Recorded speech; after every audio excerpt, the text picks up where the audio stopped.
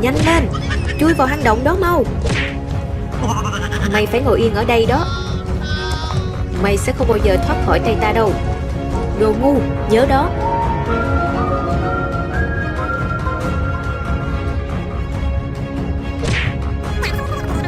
Ta đã bán nó cho ông rồi. Chúc ông ngon miệng. Giao dịch thành công nha. Ha ha ha, ngươi làm tốt lắm.